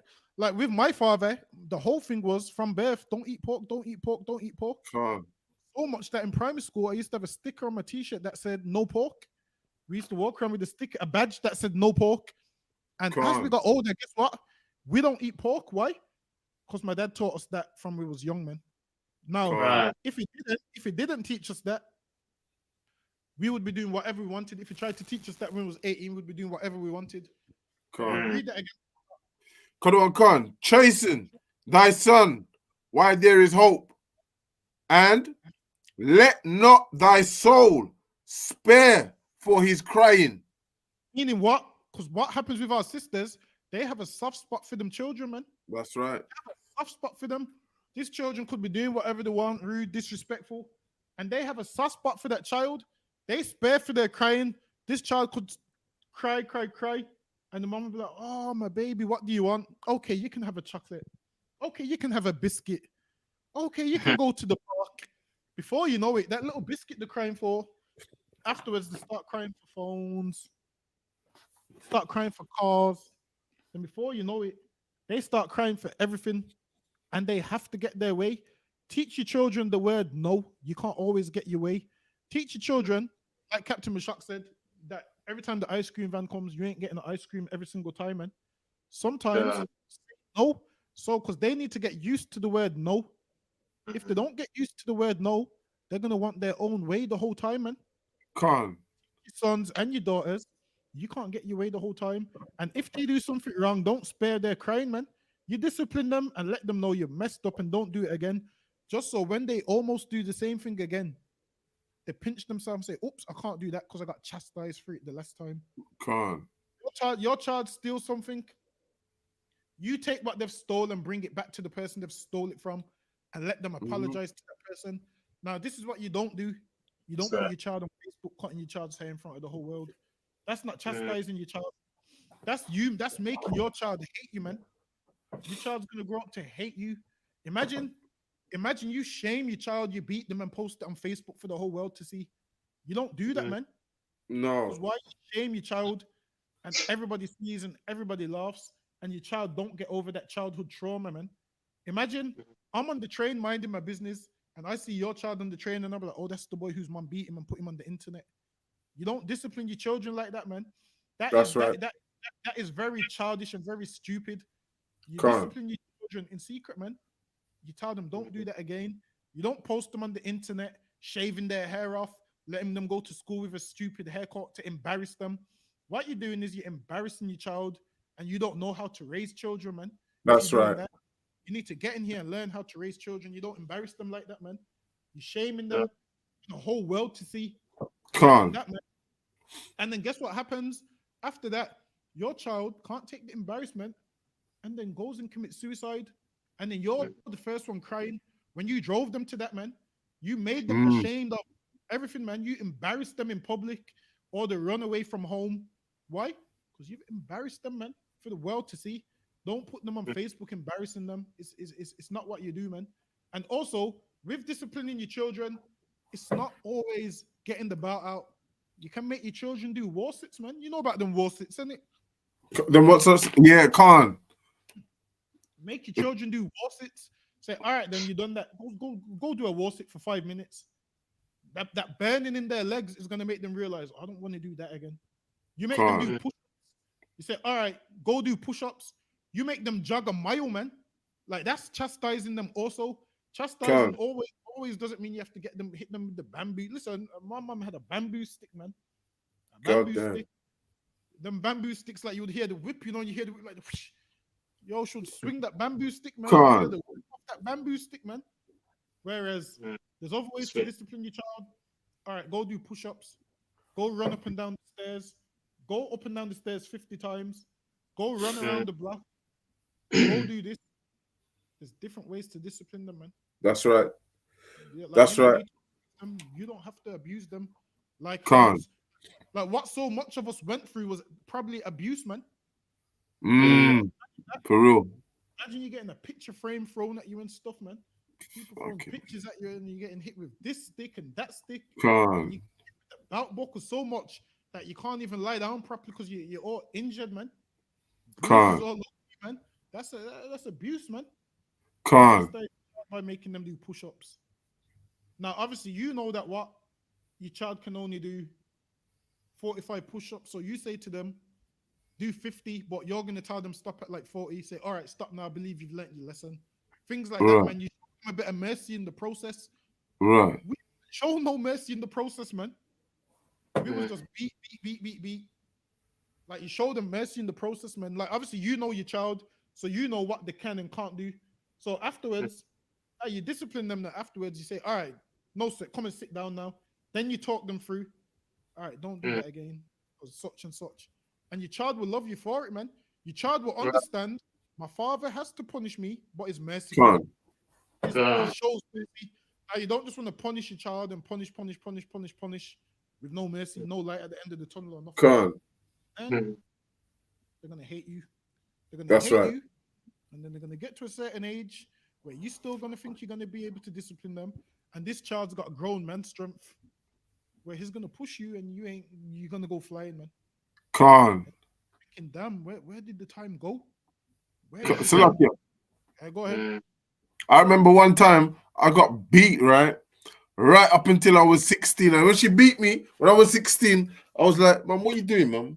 You know what I mean? What are you doing, man? Get off me, man. Leave me alone, man. What are you doing? And at that time there, the beatings weren't working. You know what I mean? The beatings were, when I was younger, they was hurting, boy. When I got to like 16, you know what I mean? It was like, yo, you know what I mean? They're not hurting no more, man. And then that's when I turned bad. You was right, you know. That's when I turned bad, you know. Because, you know what I mean? She couldn't correct me no more. You understand? Right. And that's what the scripture says, chasten your child while there's hope. Because once you get to them big ages, there's no hope. The hope's gone. Gone. Teach your children about don't smoke weed once they get to 19. They're going to look at you like, what the hell are you on about? What are you chatting to me? And this from when they're young. When there's hope, there's no hope once they get to them big ages where they're able to walk out the door and do whatever they want, where they're able to Can't. go out, do whatever they want. The hope's gone by that stage. That's why you chasten them when they're young. So when they do get to 18, they know, be like, nope, my dad told me don't smoke weed. Right. My dad told me take heroin, don't inject needles, don't do this. My mother told me this. My mother taught me how to cook. My father taught me this. My father taught me that. So forth. Mm, And that's why it says chasten them when there's hope. Because when that's they're a right. child, there's hope. Why? Because they're under your authority. Once they become a certain age, like the thing is this, you want to teach your children all these things. So when you're not around, your children are still doing what you've taught them. That's When right. you're not in sight, they're still doing what you've taught them. Like you don't want to have children where they smoke weed when they're on road, but when they come to the house and you're there, they pretend that they don't smoke, or they hide their Right. cigarette. Where you want to know, my child don't smoke at all. Why? Because they listen to what I say. You want Can't. your child to do what they would do in front of you for them to do it out there, knowing the same way they would operate in front of you, they would operate out there. You don't want your child to be you thinking your daughter's this good girl and she's having sex with everybody. You want Can't. to know. You want to know. I can go away for a week and not come home knowing that 50 different men's been in my house. Can't. 50 different men been in my house, in my bed, stole my passport and all my other stuff. You want to know. I can trust my daughter for a week Can't. because Right. she's been raised right. You don't want to know that your daughter's planning for this man to come around as soon as you go through the door. So Can't. it's just when there's hope. Because once they get to a certain age, that hope's gone. And you're Can't. going to bring you to heaviness. Read on. So like it, sir. Go ahead. Also, there's a scripture that talks about they turn them into monsters. You know what I mean? Can't remember the scripture, but I mean it's exactly what you're saying. When they Menstruous later. women, It's like you say that again. menstruous women bring forth monsters. Is that the one you? can't, And our yeah, children have become monsters, and we ain't being raised right. You can tell. Look at gun crime, man. can't, Look at life crime, man. Look at the murder rate and the robbery rate. Right. Just look at it. It shows something's going wrong, and it's because we're listening to our oppressor, man. can't, Our sisters do what? Listen to the oppressor. He Right. deceives them. He deceives them, and then the children grow up wild, man. But is there any more on that? no, let us, sir, no. Give me. Was you gonna say something? Yeah, I was just gonna say, Lucky, I was just gonna say that, like when the women they grow up the children with no love and no father there, you turn the child cold as ice. You know what I mean? You grow a murderer. You feel me? And a lot of them gunmen out there, and a lot of them killers out there, they didn't have the love at home with the parents or with the mother and the father. You know what I mean? And they grew up ice cold. You feel me? Let me go one further. And with that also, there's a reason they like that. You know why? Because they've been taught by their mother in the house, niggas ain't shit, niggas ain't shit, niggas ain't shit. And then That's you right. grow up believing you ain't shit. And then you say, you know what? I just want to live fast. And then they have all these movies. Remember, you ain't got no father figure, no role model. And then who becomes your role model? The drug dealer. That's the right. murderer, the criminal. They become your role models. And the reason they become your role models is why? Because they don't love you, but you just see what they just say, yo, come sell drugs. You in your mind, you think they love you because they're putting you on. That's not love, man. They're putting you on so they don't have to take the risks. If they love you, guess what they would say if they loved you? Don't sell drugs, you're gonna end up in jail. It's against our culture to sell drugs if they loved you. But because they don't love you, they say, come on, young blood. That's what they say. Come on, young blood. And then you, oh, he loves me because he gave me £20 and told me sell these drugs. Remember, you ain't got no father, so you try and find the father in everything, man. And without no father, you're constantly searching for something, man. Because you know there's something missing from your life, so you're constantly searching for something. And then, with the understanding that you have of all these movies, where it shows you what a man's supposed to be, you see Doughboy and so forth, and then you see the drug dealers in your neighborhood thriving, and then you think, wow, that's what a man's supposed to be. Women like all the men with the money, So that's the real man. That's my role model, man. I want to be like him. I want to be like Freeway Ricky. I want to be like Big Meech. I want to be like I want to be what's the one from Chicago? I want to be like Larry Hoover. That's who you want to be like. And then you get caught up. Whereas if you had a father in your house, your father would say to you, you don't want to be like Larry Hoover. Look at him sitting in jail. Your father would say, look at him sitting in jail, man. Your father will say, money doesn't make you a man. Taking care of it. Your father will say, this is what makes you a man. Serving the Lord, man, and ruling over your family. That makes you a man. Your father would show you pictures and say, listen, my grandfather lived to this age, taking care of his family. His wife respected him. His children honored him. That's what you want to be, man. You see how you respect me. You want your family to respect you like that. That's the real man. Not these little kids running around thinking the drug dealers. Not these kids running around with a knife thinking they're bad. Meanwhile, they're crying their eyes out every night wants to get to jail, man. You tell your children, boys is crying their eyes out every night they're in jail, man. Crying their eyes out. Oh, I wish I had my freedom. They ain't gonna tell you that when you speak to them, though. When you speak to them, this is what they tell you. When you speak to them, this is what they tell you. Yo, I got the jail unlocked, man. I got the jail unlocked. Yo, no one can't tell me nothing. And then when you say, all right, I'm gonna phone you tomorrow. As soon as they come off the phone, they're like, crying, man. You see, after that visit, when they go back in that holding cell, they're crying, man.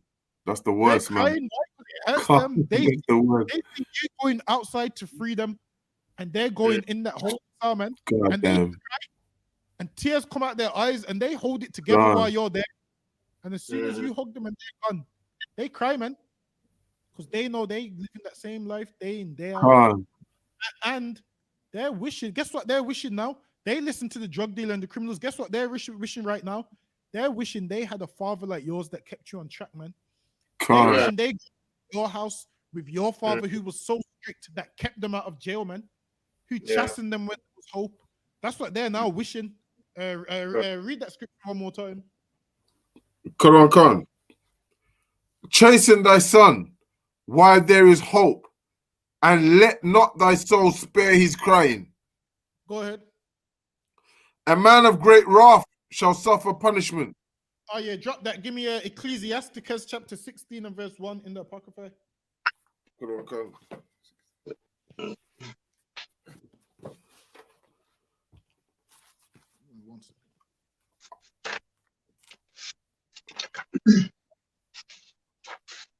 I've got it if you want me to read it.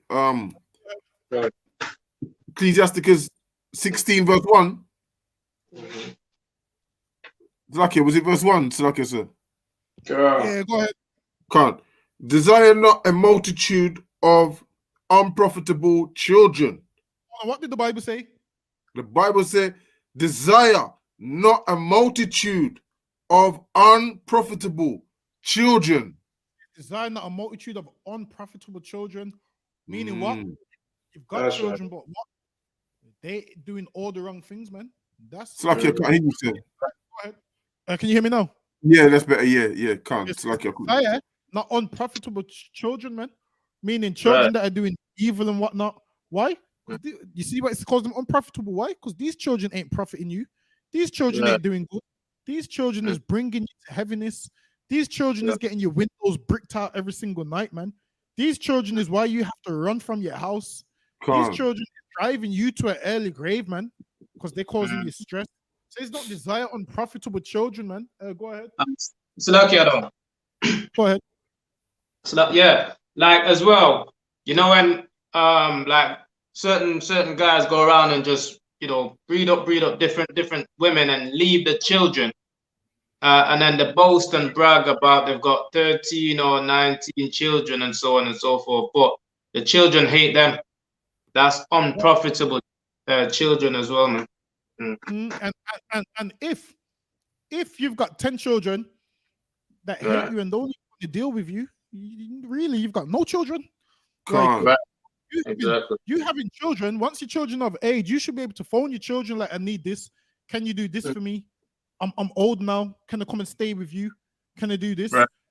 Now, you've got unprofitable children. If you can't even call them, it's like you ain't got no children.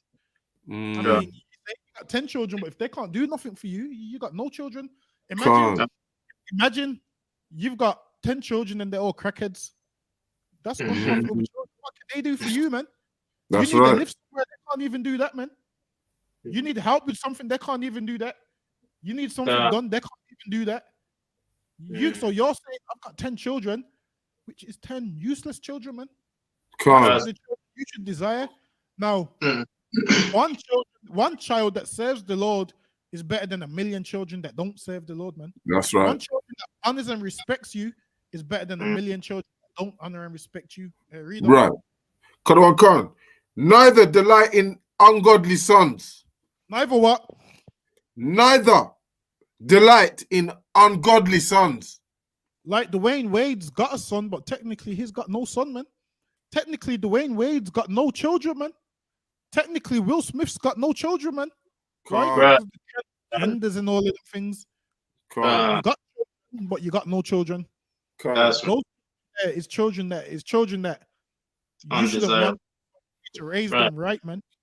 You need to Can't. raise them right while there's hope for them. What Can't. That's- happens? They grow up and become unprofitable children, man. Mm. Unprofitable. And that's why in the law it says what you'd bring you, which was an adult at the time. You'd bring you a adult like who don't listen to you. You would say is a glutton and whatnot, and the priest would stone him, man. That right there is an unprofitable child. But Mm. in that script, that one wasn't a child. That was a grown man because he was a drunkard. Obviously, a child can't be a drunkard because you just won't give him Can't. alcohol. Right. That one's. Look, But go ahead. it's like it's and other children look at these role models, you know, like Will Smith's son, and then our whole communities is turning into LGBT and homos. You know what I mean? Just because of these perverted role models that the white man is put into our household, that is having a knock-on effect on the whole nation. You feel me? Right. Mm. And now they got these influencers now. Now they got influencers who Mm, influence your sons, your daughters. can't. Influences your daughters to do the Bust It challenge. Influences your Yeah. daughters to do the Sit Away challenge. Now we need to raise our children like those things is nonsense. Raise our Mm, like, and also save a few of them tapes where these women that dress like whores, when they do speak out and say how depressed they are, how upset they are, how they're lacking self-love. Let your children see those tapes. See, she dresses like a whore, but she's still lacking self-love. She can't. dresses like a whore, but she's still not happy with life.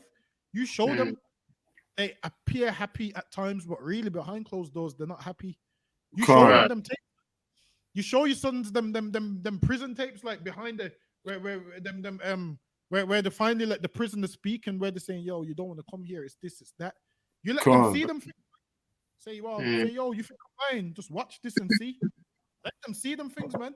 Let them see how that woman, some woman, Chloe from America, who started to dress like a whore, started to embrace her sexual side, so to say. How depressed she was, how upset she is.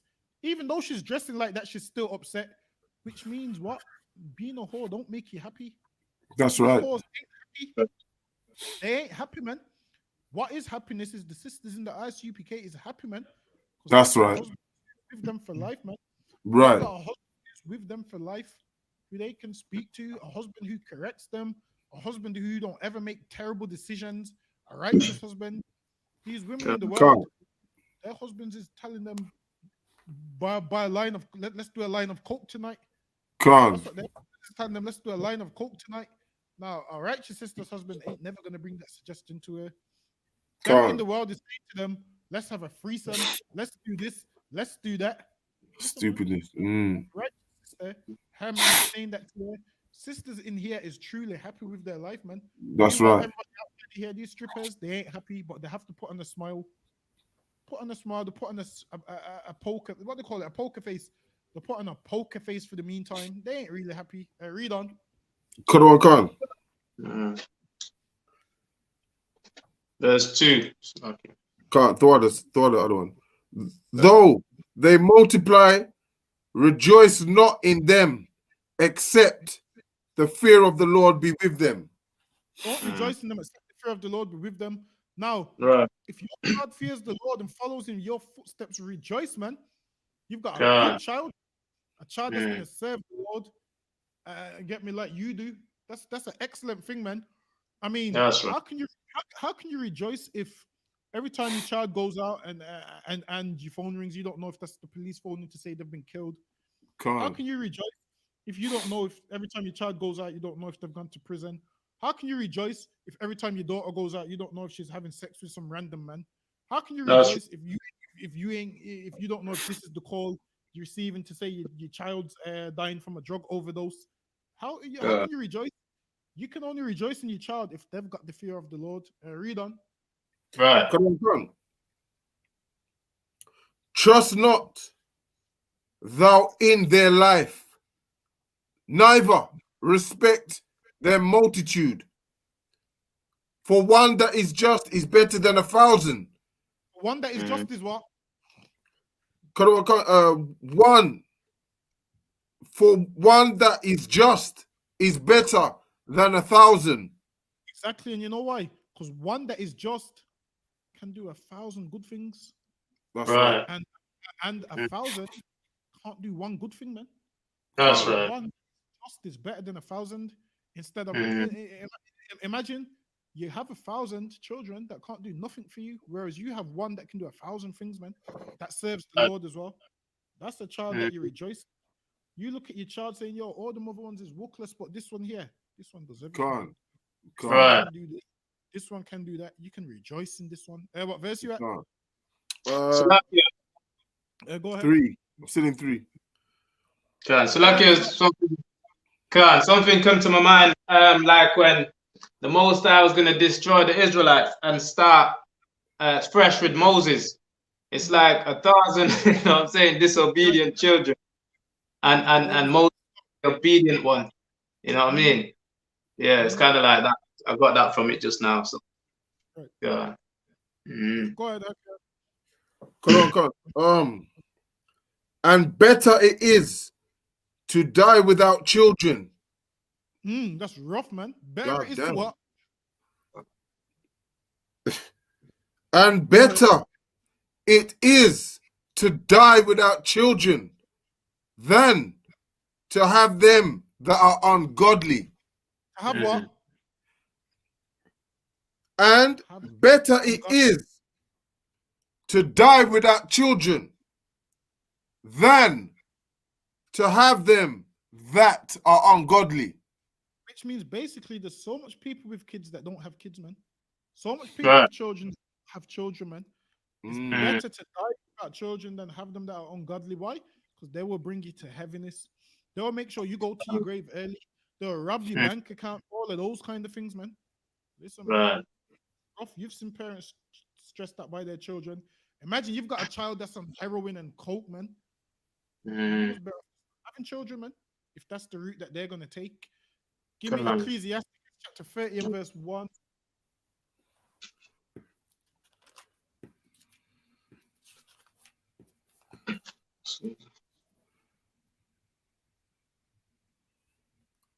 Oh, you want me to get? I got that. All right, I'll get that.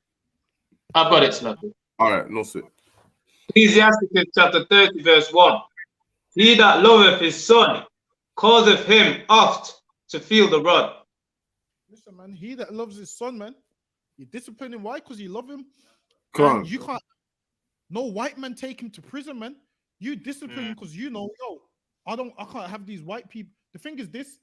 Our press will say don't beat your child, but then they shoot them in the street. Right. They say don't beat your child, but then they choke them to death in the street. on. Listen, you discipline your child because you love them. Go ahead. Almost up on the time. That he may have joy of him in the end. You may have joy of him, meaning you discipline your child till one stage, you don't need to discipline them no more, and then you have joy of them. And the joy of them you have is your child respects you, listens to you, and you don't need to worry. You have joy. Like, you know your child's going out and they ain't doing no dumb stuff. You know your child ain't doing no drugs and no cocaine and no crack and none of that. Go ahead. He that chastiseth his son shall have joy in him, and shall rejoice of him among his acquaintances. Now you'll be in front of your friends, man, and you'll have joy of your son. They'll be like, yo, see, your son is doing good, man. Your son's great, man. Your son don't take drugs. Your son don't do this. Your son don't do that. and you'll just be there smiling, knowing I raised my boy right, man. Now imagine being a mom, your son's in jail for life. Everyone's asking, "Oh, where's your son?" You're lying, saying, "Oh, he's on holiday," because you're ashamed, man. You're ashamed. You ain't got no joy. People seeing your son's mugshot on the news, and you're ashamed, saying, "Oh, he's on holiday." Listen, man, we know he's in jail, man. How do we know? Come on. Our children's in jail right with him, man. All of them can't be on holiday, man. They all Come in on. jail, man. They all in jail. Why? Because they was raised incorrect, man. That's right. And that was raised incorrect because sometimes this oppressor likes to throw people in jail for the bare Right. minimum, things that shouldn't even carry a jail term. But you want to have joy of your children in the end, so that's why you discipline them. Come Go on. ahead. Can. He that teacheth his son grieveth the enemy. See that what? He that teacheth his son grieveth the enemy. You teaching your son grieves our oppressor, man. Why? 'Cause God it means damn. man. It means he can't take him to prison. You grieve him, man. Means you the police can't shoot him dead in the streets because you've raised your son right, and it grieves the white man that can't have him working in jail for £2.50. It Come on. grieves him. And it hurts them at night. They be like, "Oh, why is this black man gotta be so right? We want him. We want him in jail, man." In life, this is how it goes. In England, this is how it goes. It's you fighting for your children, and it's the oppressor fighting for your children, man. Come You on. need to. You don't win. Every time that oppressor wins, guess what? Your children end up in jail, man. Your children end up in jail doing big sentences. Your children end up in gangs and all of them things. Every time he wins, it grieves him when you son because he can't have him. He wants your Come on. children for him. Just always remember, with your children, there's a fight with you to have your children, and for the oppressor to have the children, man. Come on. Salakia, sir. Yeah, go ahead. Also, and it makes you like want to pick the right woman because because if you pick the right woman, then she's gonna allow you to teach him the laws and statutes and commandments. When you pick up someone that is against that or outside of this truth, you're gonna make your life even more difficult, Salakia. Exactly. Basically, you ain't gonna have no say in that child's life, man. Come on. And like, once you get a woman that listens to you, man, it's perfect. Why? Because you and her are on one accord. Like your child won't be confused in different instructions every 5 minutes. Imagine how confused for a child you're getting different instructions every 5 minutes. It's like, all right, who do I listen to? Who's right? Who's wrong? Imagine if you both was on one accord, man. There would be no confusion. No confusion. Read on. And before his friend, he that teacheth his son grieveth the enemy, and before his friend he shall rejoice of him. And before your friends, you're gonna rejoice, man. You're gonna say, "Yo, you see my son? My son's doing good things." Now you can't rejoice if your son's sleeping under the subway because he injects heroin. You can't rejoice, man. You're gonna be in shame. You're gonna be shamed. You can't rejoice if your daughter's pregnant at 12, 13 years old and doesn't know who the baby father is. You can't rejoice, man. You can't rejoice if your daughter's swinging from a pole. You want to rejoice saying, "Yeah, my daughter's doing this, man. She's doing this," and the people are gonna say, "Your daughter's got her head screwed on, man." That's what you want to hear. You want to grin from ear to ear, man. You don't want to be. You don't want to be thinking, "Oh my God, all my friends know my daughter's a whore, man. Let's hope this convo doesn't come up." You don't want to be there like, "I don't want this convo to come up that they all know she's a whore, man." You don't want that convo to come up. You know what? Because we all have time. Go ahead. Can I just finish that one more? I know it's a time. Just finish this one last line, Salakia. Though his father die, yet he is as though he were not dead. Right. Though his father died, it will be as though he were not dead. Why? Because everything the father was doing, the son carries it on, man. The son reigns the same way the father did. The son lives the same way the father did. So though the father dies, the father don't have to worry about nothing, man. Why? Because his son's in control. If the father had businesses, the father knows his son ain't gonna squander them businesses. His son ain't gonna go sell businesses for drugs or whatnot. The father knows. The father knows. You know what? I'm about to die, but my son's in control. Like when the brother died in the book of Maccabees, he left his sons reigned in his stead and done everything that he wanted them to do. You want to like that? Like you don't want to know that it's your time to die, and you're holding the life machine plugged in, saying I can't die yet because my son is gonna ruin everything. You're fighting. They're trying to turn off the life support. You're trying to hold it in, saying, "I can't die yet because my son is gonna ruin everything." You're holding on to life. You know you could just die peacefully. You're saying, "I can't die." You're trying to put yourself on free life support machines. Why? Because you know your son ain't a good son. You want to know? All right, I can die in peace. I've done my time on earth. I can die in peace, and my son's gonna keep this going, man. Keep this Con. going until I can keep it going, and we all gonna be. Whereas knowing I'm gonna die, and then my son's gonna go do everything that he wasn't supposed to do. Imagine right before you die, you've got all them worries. You before you die, you meant to see your family and be like, "I know you've got this. I know Con. you've got. I know you've got this." And then you meant to give up the spirit, man. You ain't meant to Con. look at your son crying, saying, "Please don't let me down. Please don't let me down," knowing damn well he's gonna let you down, man.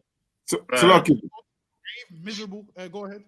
And that's why every black man need to be in this ISUPK, so they don't get this knock-on effect and mash up the whole of our women, our men, our children, our teaching. You know what I mean? That's why they need this truth. You feel me? Right. Mm. And exactly. And with that, that brings us to the end of the class because we up on the Cool. time. So remind me, we'll finish it off next week. I don't believe we got halfway through, so we'll do the other half next week. That brings us to the end of the class. That was a powerful class. Let's give Officer Dunbar a hand.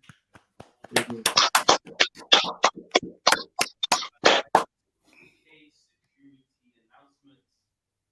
We are the I.S.U.P.K. Started out of 1 West, 125th Street, Harlem, New York, under commanding General YAHANNA. Good new brother and